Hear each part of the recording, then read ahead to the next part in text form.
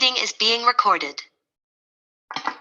Welcome everybody to another installation of the SCADP Virtual Book Club, which is co-sponsored by the South Carolina Christian Action Council. As always, my name is Hillary Taylor. I am the Interim Executive Director for SCADP.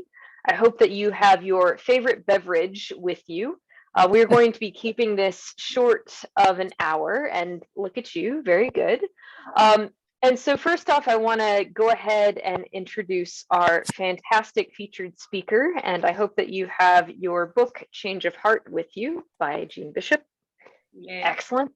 Thank you, Sister Pam. So we'll go ahead and just sort of open up with a snippet of Jeanne's biography. She is a criminal defense lawyer, attorney, activist, and author. Since the murders of her family members, she has spoken around the United States and the world in support of gun violence prevention, abolition of the death penalty, forgiveness, and the role of victims in the criminal justice system. Her written work has appeared all over, including the Huffington Post, CNN.com, Sojourners.net, the Christian Century, the Chicago Sun-Times, the Chicago Tribune. She's been featured in several documentaries. She is a graduate of Northwestern University School of Law and a recipient of its Alumni Award for Public Service, and she practices law with the Office of the Cook County Public Defender's Office. So Jeanne Bishop, please, we are so thrilled to have you. Thank you for being with us tonight. Oh, thank you for asking me. I'm so delighted to be among you. Thanks. And I want to briefly open by turning to page 41 and 42, if you have your book open. And so this is sort of towards the end of a chapter called The Trial. And I want to just sort of give, for those of you who haven't read the book, just a sort of sense of the ways that she has been very thoughtful in her writing. So this is just after the court case with David Biro, who is the murderer of her sister Nancy and Nancy's husband and their unborn child. I left the courthouse feeling more troubled than victorious. I had seen David Biro held accountable, brought to justice for taking the lives of my loved ones. The question was, what now? Locking him away forever was one response to what he had done. I knew it could not be the only response. There had to be more. If this day of sentencing were the end, it would be, in a way, the end of Nancy herself. If her voice didn't continue to speak somehow, if she didn't live on in some way other than my memory, it would be as if she had been wiped from the face of the earth, almost as if she had never existed at all. A myth we families of murder victims often hear is this, that harsh sentencing of the perpetrator will bring closure, quote unquote, for our grief. Sister Helen Prejean, Catholic nun, author of Dead Man Walking, and advocate for abolition of the death penalty, dismisses that idea. She told me once the word forgiveness is problematic because it connotates forgive and forget. One thing victim family members never want to do is forget. Describing a gathering of victims' families in Oklahoma City after the 1995 bombing of the Alfred P. Murrah Federal Building that killed 168 people, Sister Helen said people were expressing their rage, wanting to participate in an execution. It gave them a focus and a lightning rod for their rage. People talked about the need for closure. One man raised his hand and said, "We lost a daughter. Could we just not use that word closure anymore? There will never be a night I don't miss her. You close on a house or close the chapter of a book. You never close on a life." It's true. What I longed for was not to have Nancy's life closed, but to have it be opened, for Nancy's name to be remembered, and have it propel me and the world towards something good and true and real. Heavy words, and I think you do a beautiful job of writing about you describe it as a messy experience of figuring out your way towards forgiveness and relationship with David. And so it's been several years since you published this book. What is the thing about it that has stuck with you the most? How was it received? How have you sort of grown with it, apart from it? Tell us. I love that question because That was my first book that I've ever written. I've written the second one since then, Mhm. but I didn't know what I was doing. I didn't take any classes, you know, I didn't read up on how you write a book. I just thought, this is a story and I'm just going to tell it, you know, from beginning to end. The murders, the arrest, the trial, you know, and on forward to the end. And um, you know, I didn't know what impact it would have at all. I just wanted to capture this story and put it out into the world. And I was so astonished by a couple of things. Number one, that so many people, you know, got in touch with me and said, you know, if you can forgive the person that killed Nancy and Richard and their baby, then I can forgive my husband who cheated on me, or my business partner who betrayed me, or my family member that just, you know, totally blindsided me with this terrible thing. You know, everybody had their own, if you can do this, then I can. And it just kind of opened up this possibility that there was another way besides hatred and vengeance and estrangement and anger. And the other thing is that I really thought that this book would be more for victims or families or just kind of the general public. But because I was writing about David Biro, I sent the book to him at Pontiac Prison just so he could see, you know, what I had said about him, about us. Um, and so his cellmate saw it and said, well, can I read that? And then he passed it to someone else and he passed it to someone else. And then pretty soon the word got around to the guards, and they didn't know who I was when I was visiting him at first. And I would go down there, and this one female guard approached me one day and said, like, how did you do that? Because I need to know how you get to that place of forgiveness. And I got to give my witness, my witness of you know how God worked in my heart and all the freedom and joy that it's given me. And so it's like dropping this teeny pebble in a pond, but these ripples go out that you never anticipated. Mhm. That kind of tearing up a little bit because there's so much about our criminal justice system. I'm starting to call it criminal punishment system more and more Yeah. because that is sort of what it perpetrates, right? It's just this separation and this otherness. And so to hear that there was a kind of trust that was given, not just to other people who were incarcerated, but also between a corrections officer and somebody who was incarcerated, and to have all of them sort of come around you, ask you questions, ask one another questions. I love that. That to me is, if we could only have more of that, I think our system would be a much more different place. One question I'm sure you get a lot is about your connection to David Biro. Tell us about what that looks like now. Has it maintained a steady plateau? Has it grown closer? Has it ebbed at all? Tell us. So before COVID, I was going down to see him every maybe 3 months or so, as well as talking on the phone, or, you know, and we don't write so much. It's more really, you know, keeping in touch by phone. Then when COVID hit, everything shut down and you weren't allowed to go to the prison at all. Um, and so, um, you know, we had to learn a different way than, you know, than sitting face to face. But, you know, here's the important thing. I think that a lot of people who are affronted by what I've written, affronted by the idea that you would go to see the person who murdered your family members, that you wouldn't want him dead, that you wouldn't want him to suffer and shun him, and, you know, want him kind of buried in the maw of prison. And gosh, I'm sorry now, I've forgotten the question that you asked me, and my mind just went sideways there for a second. No, it's okay. Well, how are things different? And so they assume that he's playing me, that I'm, even though I've been a public defender for 32 years and have encountered every kind of person from murderers to, you know, sex offenders, I mean, you name it. They assume that I'm somehow being played by a guy who just wants something out of me. And the thing is that David has never asked me for anything, Mhm. asked me for one thing. I know a lot of, you know, prisoners ask, you know, they'll befriend some woman and sweet talk her and, send me money, put money on the books, do this for me and that. Never anything. He's never seemed to want anything. He never talks about his case with me, his legal case. Never asked me to advocate for him for anything. Mostly he just seems to value having this friendship. And so when he calls, he'll talk about the latest book that he's been reading or something on the news and what did I think about that or what had I been doing?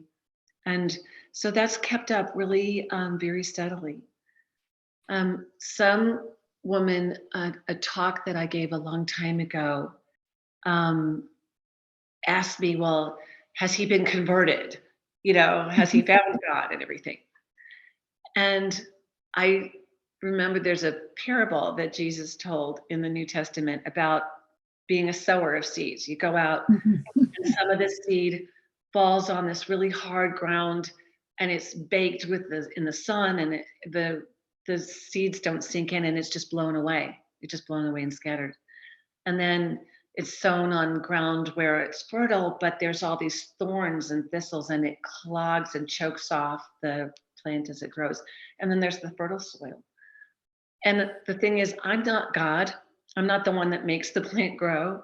I'm the sower. I'm just scattering this seed. And however that lands on his heart or anyone's heart is, that's all my job is to say these words of forgiveness, of reconciliation, of bringing you back and restoring you instead of throwing you away.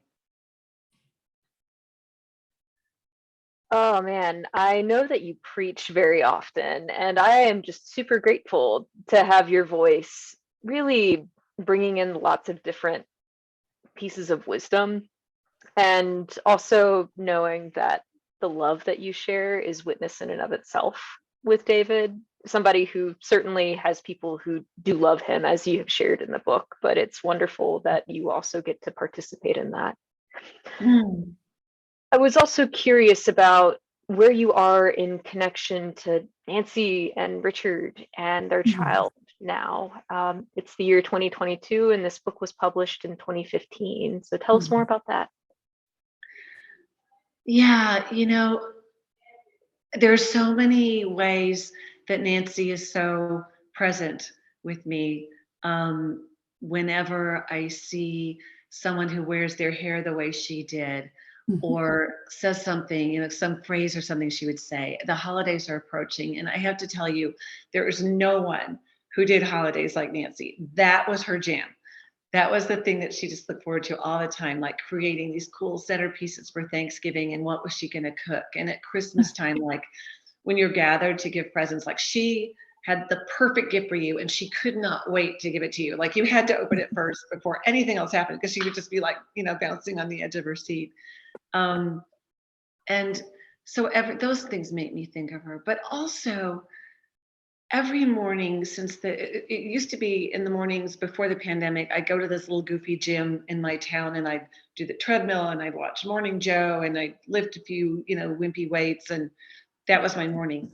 But when the pandemic happened, it all shut down. And so I live about 6 blocks from the beach. I live on Cherry Street in Winnetka, Illinois. And I walk down this sloping street to the beach 6 blocks away and I walk with my dog. And so I'm looking out east and you can see the sun coming up over the water. And every morning it's different. Some days the water's just in turmoil and waves are crashing and the sky is slate gray. Some mornings it's like still as glass. And you see just this beautiful orange kind of orb coming up over the horizon of the blue water. And it's stunning. And I pray. And I also talk to Nancy and my mom and dad now that they are also, with her. And I just ask for their wisdom, for their guidance, to come to me. Because even before she died, Nancy was always wiser than me. She was an old soul. And when I was all worried about all these ephemeral things like, how do I look and how much money do I have and how cool is my job or something, she knew that what really mattered were these deep heart things, these eternal things. And that's why she was so loved and loved so well. She got it. I love that. You mentioned your mom and your dad have also passed away since this book was written. I know that there are moments that you talk about the grief you all shared as a family, but I also know that you were kind of the one who featured your voice mostly on the journey towards forgiveness. And you talked about a moment where you actually had to sort of confront your mom in a way at the Board of Pardons and Paroles when it came Yeah. to, was it the Board of Pardons and Paroles or was it the Yeah, it's terrible. Yeah, and so Because I wasn't expecting it. I was blindsided by that. I did not know that was going to happen. yeah, I'm wondering if you can tell more about how your relationship with your other family members continued um, to continue, maybe for lack of a better word, and Yeah, what yeah. that So relationship was like. when And I know you when have a Nancy and sister Richard as died. well. Oh, sorry. Go ahead. No, it's okay. I also know that you mentioned that you have an older sister, is it? Yes. Yeah, so I'm curious sort of what all that looked like, even as you were on this forgiveness journey, and how that continued beyond that moment. Yeah. So when Nancy and Richard were murdered, I still had the rest of my whole nuclear family alive and with me. And that was my dad, my mother, and my older sister, Jennifer. So let's just start with my mom, and then I'll close with my dad, because this happened after I wrote the book, and I love this story, and I really love sharing it. So my mom just did not care what happened to David Biro. He could have, even not gone to prison, and she really wouldn't have cared, because she just wanted to forget about him, to just, live her life, think of her children, her grandchildren, her friends, her book club, her church choir, and so she just kind of erased him.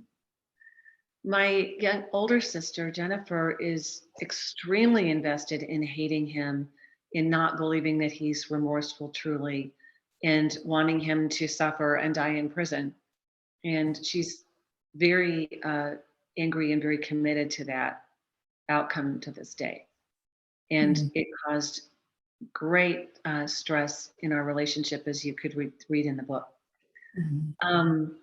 My dad, when Nancy was first killed, he blamed himself because he owned the townhouse where they were living, and he had not installed a burglar alarm. And if he had, he believes it would have saved their lives, because when he broke in, the alarm would go off and he would have fled. So he thought it was all his fault that they were dead. And he went into the darkest place imaginable for 6 or 7 years, until God finally kind of let him out. But I never really talked to him about forgiveness. So years after his death, there was this file cabinet in the basement, and it had a bunch of papers and things that belonged to him. And my dad was a lawyer like me, and a lot of it, he didn't really need to keep anymore. But my mom wanted me to help her go through it so that nothing important did get thrown out. And so mostly we were just toss. But then I see this yellow legal pad with the word forgiveness written in his handwriting at the top. We had this beautiful neat block print, and all of this kind of words underneath. And I was like, to my mom, like, what is this?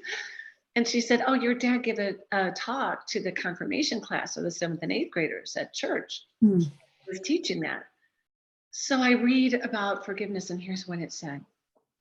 He's saying to these children, I have had to grapple with forgiveness because I had this terrible tragedy in my family where my daughter and my son-in-law and my grandchild were murdered. And he said, I learned that forgiveness has 2 parts. And the first part is the letting go of your justifiable, righteous anger over the terrible thing that someone has done. And he said the second part is harder and steeper and truer to the cross, and that is the letting in, the letting back into relationship of the person who did this. And my jaw was on the floor, and I thought, I have to believe if my father were alive today, he would go with me to Pontiac prison, and he would sit down with David Biro and hear his apology. And that is so healing for me. Thank you for sharing that. I'm sad that that's not able to be included in the book, because it was discovered afterwards. Yeah. So we sit with you in that. but we are also thankful that you are writing another book, and may you continue to write books, because your books are really wonderful to read. My final question for you, and then I'll open it up to Sister Pam, who's here with us, one of our board members at SCADP. Tell us where you are in your journey with restorative justice. Here, with South Carolinians for Alternatives to the Death Penalty, obviously we talk about alternatives to the death penalty, right? And you come to the conclusion that one alternative, life without parole, is a kind of death sentence as well. I'm curious what continues to draw you towards restorative justice as opposed to life without a chance of parole. Yeah, I love restorative justice as an option because so many people just want to have the two things that I got to have by sitting down with David Biro. One is to get to have your one-on-one victim impact statement of how what this person did affected you, all the loss and pain it inflicted, and not just on you, on everyone who knew and loved them, their neighbors, their coworkers, their former classmates, their friends, everyone whose lives they touched were, wounded when the wounds were inflicted on this victim. And it was very healing for me to have David Biro say to me, the more I get to know you and get to know your sister through you, the worse I feel about what I did. Mhm. Because when he killed her, she was a stranger to him. He didn't know her name. He didn't know anything about her. But now he knows that she was the one that would make her own handmade pasta that she would serve, that she loved clothes and loved to dress up, that she had a beautiful voice and could sing, that she had this close-knit group of girlfriends from high school that remained friends all until their adult life. All these little things that he's learning about this bright, funny, generous, open-hearted, lovely girl that he took out of this world with this,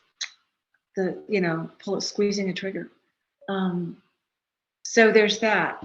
But the other part of it is that I get to hear in restorative justice answers to questions that I had about some of Nancy's last moments.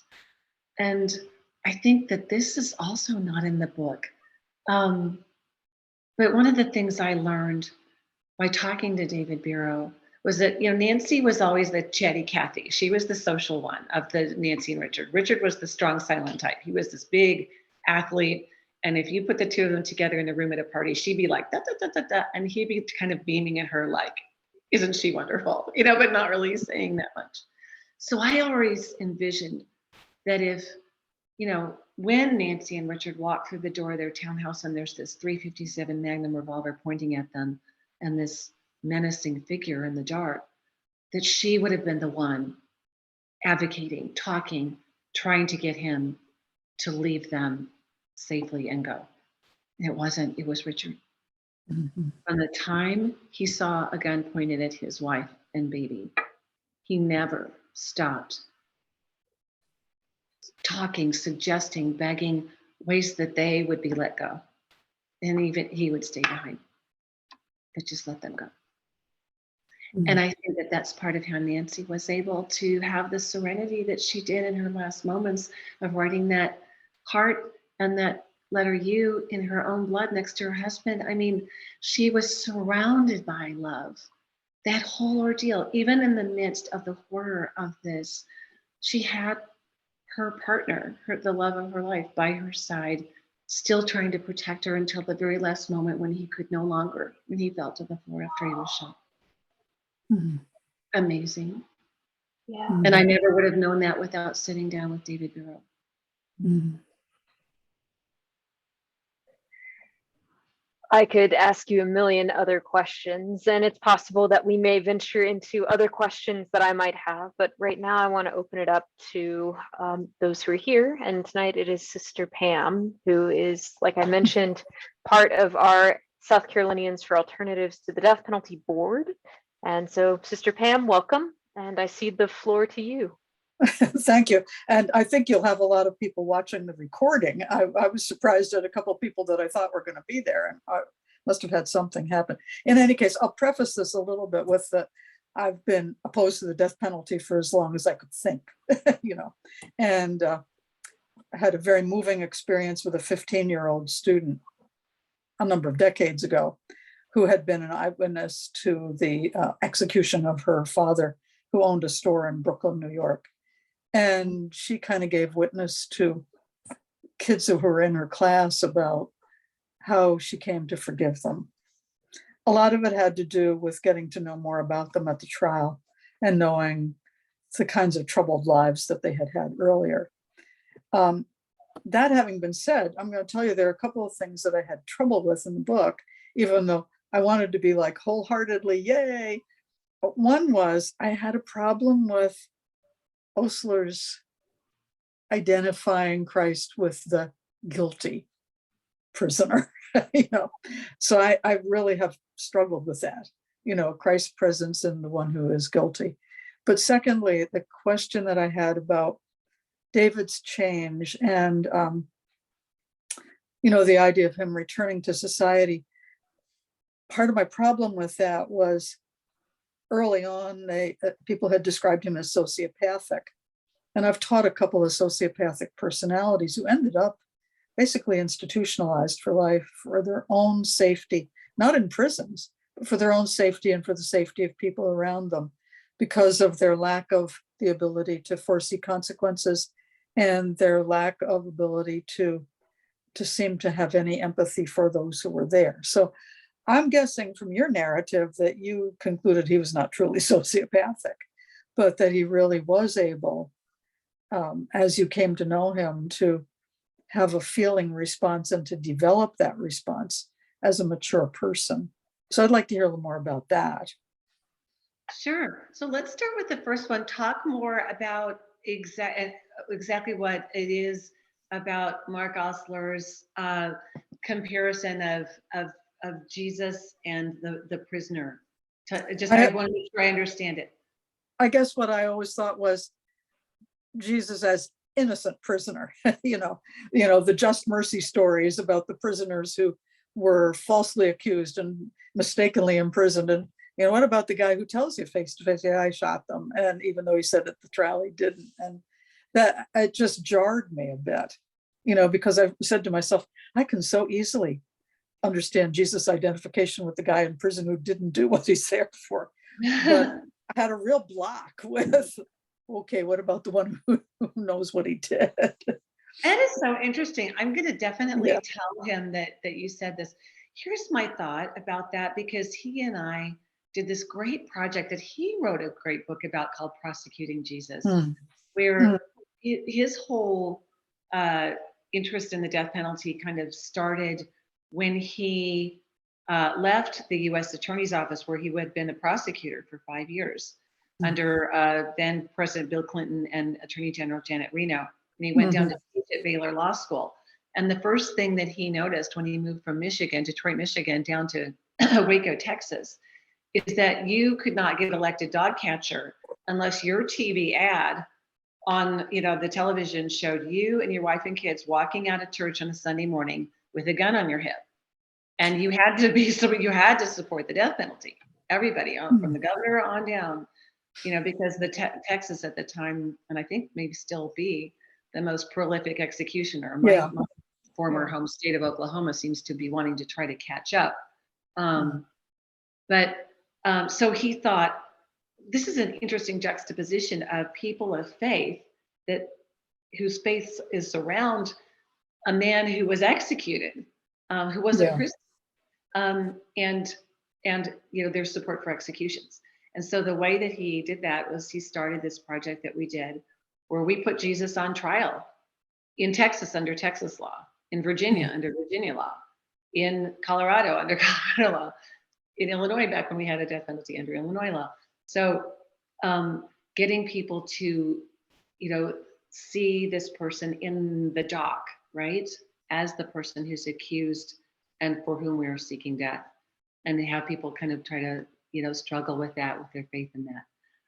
I think that Jesus took on all of our guilt, right, when he was killed. And I think that his conversation with the guy on the cross next to him, one prisoner's taunting him, see if you're so powerful, save us, save yourself. And the other guy saying, remember me, when you get to Yeah. he said, you'll be in paradise. In other words, we don't get to kill the guilty. We are not God. I think that's the point, is that we're fallible. I mean, whenever I talk about the finality of the death penalty, I remind people that our death row in Illinois had 20 people that were exonerated as factually innocent. Half of our death row was exonerated, not on a technicality, on their factual innocence. One of the guys, I represented him on another case, his name was Anthony Porter, came within 2 days of his death. He'd already given away all his stuff, measured for his burial suit, got the coffin picked out. And so I think that identification is meant to be shocking, is meant to kind of, jar us out of that. Remind me of your second thing that you were asking about. Besides Well, it has to do with a sociopathic personality. Oh, yeah. And it ties in with the other one too, because it's like, I don't want anybody to have the death penalty, but I have some questions about if Jeffrey Dahmer should have had the option of having life in prison commuted, or somebody who's actually admitted he's done what, the deed that he got in for. Well, Yeah. are there some people who are such a danger to society that maybe not prison, but some sort of controlled environment is needed for them? Sure. I believe I'm a public defender, and my job is to try to keep people out of jails and prisons. But I know, and anyone, that there's a whole bunch of people that need to, be kept, away from us. Yeah. But I think that we also have to have the humility as human beings to say that we do not know, looking at someone right now, what he will forever be, what he'll be in 10 years, 20 years, 30 years. That's the hubris of the death penalty, is saying that we do know that. And we don't. And we have to have room for people to grow and change. I know that even though David Biro was described as a sociopath based on some of the behaviors he exhibited as a 16-year-old boy, the letter that he first wrote to me, that 15-page letter, front and back, that I talk about in the book, does a really good job of tracing his journey of feeling great remorse and shame and empathy for us. And it started with him just getting to prison and being like, oh my God, these people around me are just terrible people. They've done terrible things. And then he was like, wait a second, I shot a pregnant woman in the stomach. I killed a woman's husband in front of her eyes. And again, he would be sitting in the day room watching TV with the other guys, and there'd be a story on about, someone who killed an old lady or raped a baby or something, and it's something so evil and so heinous, and he'd go, oh my God, that was the worst thing. And then again, he turned it on himself and thought, but look at what I did. He started a kind of a friendship relationship with a woman who was visiting him and writing him and having phone calls from him when he would call collect, and she would answer and they would talk. And then one day it just all stopped. She just vanished. No phone calls, no visits, no letters, no responses to anything. And he was just heartbroken and also struggling and thinking, did I do something wrong? Were we never really friends? Did something happen to her? Why? And then he started having that empathy chip kick in for us, for my family. I bet the Bishop family wants to know why. Why did I kill her loved ones? And so that's how I know he's not a sociopath. The sociopaths don't do that. Right. So. Yeah, thank you. That helps a lot. Yeah, no, that's a great question. Because we have you here, I'm curious if you could tell us about your second book that's coming out. Oh, I would love to, because we are in the midst of a nun And the linchpin of the story in this book is this amazing Catholic nun named Sister Roz, Sister Rosalind Rozakowski, who is from Buffalo, New York, and she's a little teeny thing. And her day job is being a counselor at Attica Prison. Oh, gosh. Her night job is to go home to this halfway house that she and another nun started for returning citizens coming out of prison. A job so dangerous that her partner, Sister Donna, was murdered by one of the guys they were trying to help back in 2006 or something. Terrible. And she's still at it. So I grew up mostly in Oklahoma City before I went to college. I was there from, the age of, elementary school until I left for university. And one of the heroes of the anti-death penalty movement in Oklahoma is Bud Welch, whose only daughter, youngest child, Julie Marie Welch, was killed in the Oklahoma City bombing. Yeah. And I knew this amazing story about how he reached out to the father of Timothy McVeigh, Bill McVeigh, who was in Buffalo. So when Bud wanted to do that, he wanted to reach out. This is when Tim was under a sentence of death that hadn't been executed yet by the federal government. And so Bud being a Catholic in Oklahoma, that's a very small percentage of the Christian population. Most people are Southern Baptists and Episcopals and other things. And so all the Catholics kind of knew each other. And he figured that Buffalo, New York was like that too, as well, it's not. And so he figured if he just talked to any Catholic nun, that they would know Bill McVeigh and put the two of them together. She didn't know Bill McVeigh, but she looked him up through finding out what his parish might have been. And it turned out that the parish priest's sister was Bill McVeigh's next door neighbor, had been his next door. So Sister Roz introduced them. She drove Bud Welch to Bill's house. Bud came to Buffalo. Sister Roz picked him up, drove him to Bill's house and dropped him off there.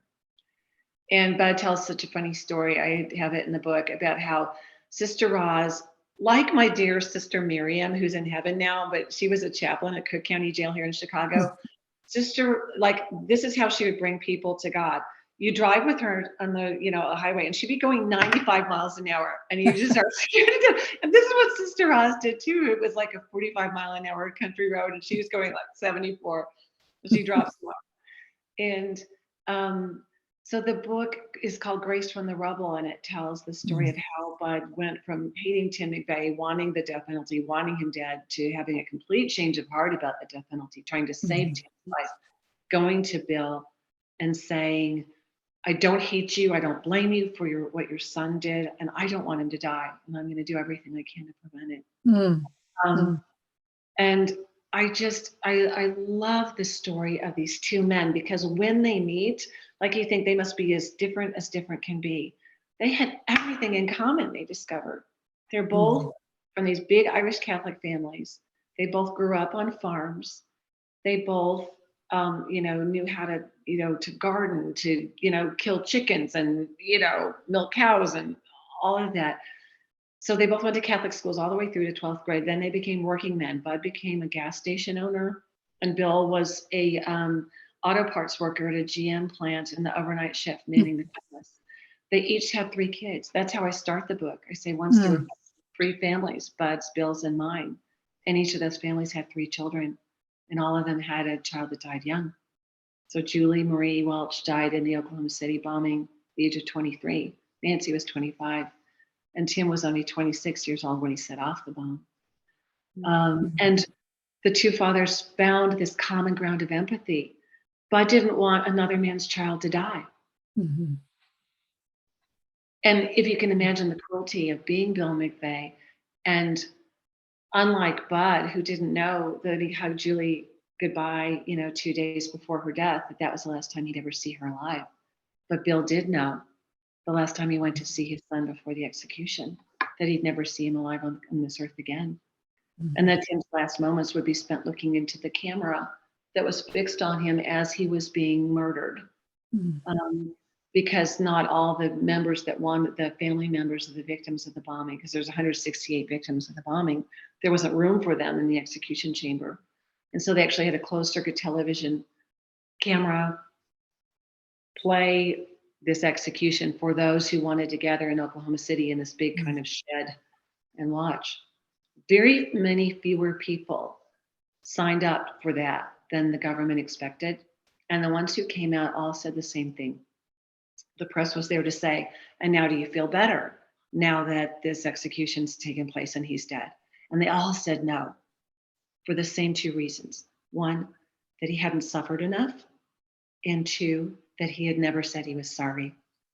And I write about this in my book.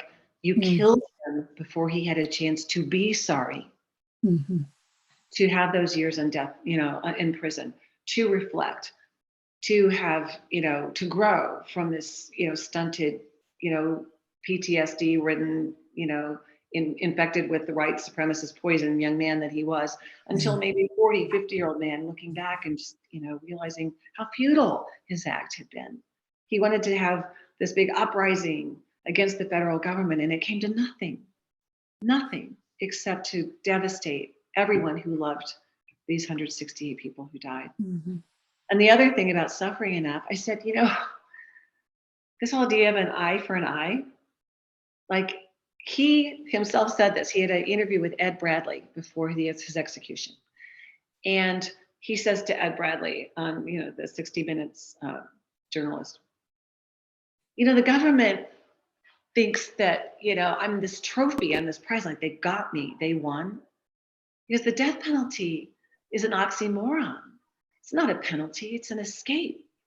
He said, in the crudest terms, they think, that they won. They didn't win. In the crudest terms, 168 to 1. So you know what that means. If it's supposed to be an eye for an eye, that's your words, an eye for an eye. By your own math, I win. You will never get even with me. I'm 167 people ahead of you when you kill me. And so he wanted to die. He withdrew his appeals. He withdrew his death penalty appeals. It wasn't like, oh, we fought it to the end with the lawyers and then, we lost. He withdrew his appeals so that he could die. He wanted to die. I think that's here in South Carolina, obviously, we have a very racially motivated massacre that happened at Mother Emanuel. And there is a lot to be said about that, and lots of people have lots of different opinions, and it is their right, especially as murder victim family members, to have those opinions. We are not here to say you can't have certain opinions or certain feelings.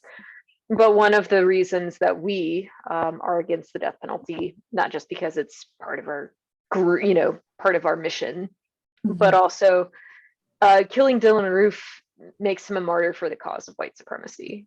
And so, I think I'm glad you shared that story, Jeanne. I think that's really illuminating, and I think has given me some pause to think about.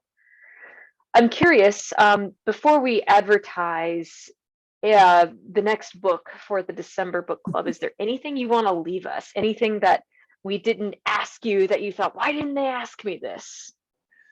No, all I have to say is that you all are in the trenches now where I once was when we had a death penalty in Illinois. And I remember how hard that was, and how you feel so much like I'm pushing a boulder up a mountain. And that it seems that it's insurmountable, that you'll never, get to the top, and that you'll never achieve this. But your struggle is powerful, and the moral force that you bring is mighty. And never believe that your work is in vain, or that the words you say are falling on deaf ears. You never know what seeds are going to be planted and grow in human hearts. So I would just say, have courage.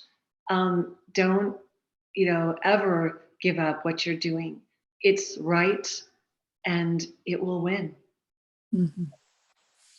Thank you for those words of encouragement. Thank you for doing what you're doing, and thank you for the depth of faith that you have shared with Change of Heart. I look forward to the new book. Oh, good. Thank you. Thank you so much. What a pleasure. Thank you. Likewise. Very quickly, for those of you who are viewing from home, we are going to quickly do a sharing of the next virtual book club book. So you will see on my screen that in December, we will be looking at No Choir Boy, Murder, Violence, and Teenagers on Death Row. So this is the cover, and the time and location is December 22nd at 7 p.m.